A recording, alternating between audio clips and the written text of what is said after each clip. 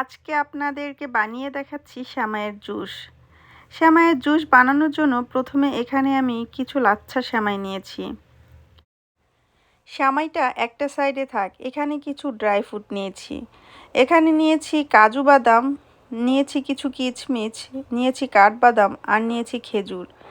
Dry ফ্রুটগুলোকে একটা সাইডে রেখে দিলাম। এদিকে চুলায় প্যানের ভিতরে 4 টেবিল চামচ পরিমাণে ঘি দিয়েছি। ঘিয়ের ভিতরে ড্রাই ফ্রুটগুলো দিয়ে দিচ্ছি ভেজে নেওয়ার জন্য। ড্রাই ফ্রুটগুলো ভালো মতো ভাজা হয়ে গিয়েছে। এখন আমি চুলা থেকে ড্রাই ফ্রুটগুলোকে নামিয়ে নিচ্ছি। এই প্যানের ভিতরেই আরও 3 টেবিল চামচ পরিমাণে ঘি দিয়ে দিচ্ছি। ঘিয়ের ভিতরে সেমাইগুলো দিয়ে দিচ্ছি ভেজে নেওয়ার জন্য।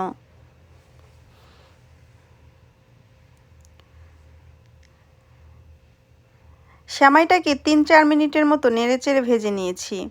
সেমাইটা ভাজা হয়ে গিয়েছে, সেমাইটাকে চুলা থেকে নামিয়ে নিচ্ছি। এদিকে চুলায় একটা প্যান বসিয়ে দিয়েছি। প্যানের ভিতরে দিয়ে দিচ্ছি 1/2 কাপ চিনি ক্যারামেল করার জন্য।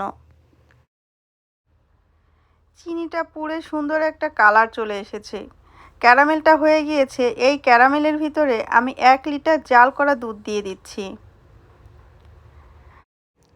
আমি এখানে জাল করা প্যাকেটের দুধটা ব্যবহার করেছি। দুধের ভিতরে ভালো মতো বলক চলে এসেছে। এখন আমি এই দুধের ভিতরে দিয়ে দিচ্ছি 1/3 কাপ পরিমাণে চিনি। দিয়ে দিচ্ছি 1 চিমটির মতো লবণ। এখন দুধটাকে 10-15 মিনিটের মতো জাল করে নিব। দুধটাকে 10-15 মিনিটের মতো জাল করে নিলাম। সেমাইয়ের জুস বানানোর জন্য দুধটা সম্পূর্ণ রেডি। দুধটাকে আমি চুলা থেকে নামিয়ে নিচ্ছি। আমি যে সেমাইটা ভেজে রেখেছি, সেমাইটা একটা বাটির ভিতরে নিয়ে নিলাম। দুধটাকে আমি সেমাইয়ের ভিতরে দিয়ে দিচ্ছি। যে ড্রাই ফ্রুটগুলো ভেজে রেখেছিলাম, ড্রাই ফ্রুটগুলোও দিয়ে দিচ্ছি। এখন চামচ দিয়ে নেড়ে চেড়ে দিচ্ছি। এটাকে আমি ফ্রিজে ঠান্ডা হওয়ার জন্য রেখে দিব। ঠান্ডা ঠান্ডা সেমাইয়ের এই জুসটা খেতে কী যে মজা, আপনারা বাসায় ট্রাই না করলে বুঝতেই পারবেন না। সেমাইয়ের জুসটা আমি ফ্রিজে আধা ঘন্টার জন্য রেখে দিয়েছিলাম ঠান্ডা হওয়ার জন্য। আমি একটা গ্লাসের ভিতরে তুলে নিচ্ছি।